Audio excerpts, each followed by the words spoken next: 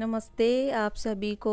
आज मैं इस वीडियो में बता रही हूँ सरकार का बड़ा फैसला, बेटे का माता पिता की संपत्ति पर तब तक अधिकार नहीं होगा। जाने इन शर्तों के बारे में।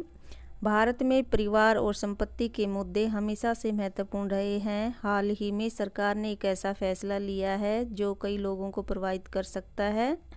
यह निर्णय बेटों के माता पिता की संपत्ति पर अधिकार से संबंधित है और इस नियम के अनुसार बेटों का अपने माता पिता की संपत्ति पर तब तक कोई अधिकार नहीं होगा जब तक कुछ विशेष शर्तें पूरी न हो जाए।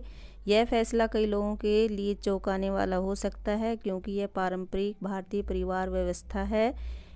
इस नए नियम का उद्देश्य बुजुर्गों की सुरक्षा और उनके अधिकारों की रक्षा करना है। आइए इस नए नियम के बारे में विस्तार से जानें और समझें यह कैसे काम करेगा। नए नियम की मुख्य बातें।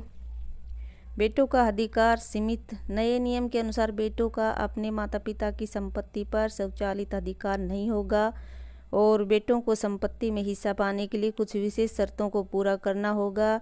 यह नियम बुजुर्गों को उनकी संपत्ति पर अधिक नियंत्रण देता है।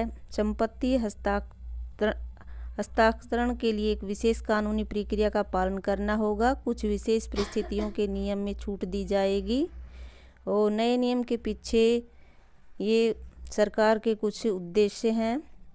बुजुर्गों की आर्थिक सुरक्षा के लिए यह नियम बुजुर्गों को उनकी संपत्ति पर पूर्ण नियंत्रण देता है जिससे उनकी आर्थिक स्थिति मजबूत रहती है। परिवार में सद्भाव। इस नियम से परिवार में बेहतर संबंध बनाने में मदद मिल सकती है क्योंकि बेटों को माता पिता की देखभाल करने के लिए प्रोत्साहित किया जाएगा। यह नियम समाज में बुजुर्गों के प्रति सम्मान और देखभाल की भावना को बढ़ावा देता है और स्पष्ट नियमों के कारण संपत्ति से संबंधित कानूनी विवादों में कमी आने की उम्मीद है।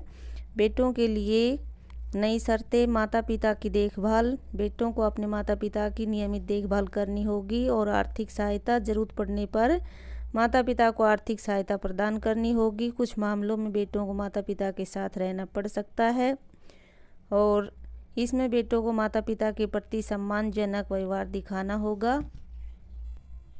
ये बनाए गए नए नियम भविष्य में कुछ बदलाव ला सकते हैं, जैसे परिवार संरचना में बदलाव। संयुक्त परिवारों की संख्या बढ़ सकती है। बुजुर्गों की स्थिति में सुधार। इन नियमों से बुजुर्गों की सामाजिक और आर्थिक स्थिति बेहतर हो सकती है और इस क्षेत्र में विशेषज्ञता रखने वाले वकीलों की मांग बढ़ सकती है। समाज में बुजुर्गों के प्रति सम्मान और देखभाल के लिए नए मूल्य विकसित हो सकते हैं। यह नियम संपत्ति बाजार और वित्तीय योजना को प्रभावित कर सकता है।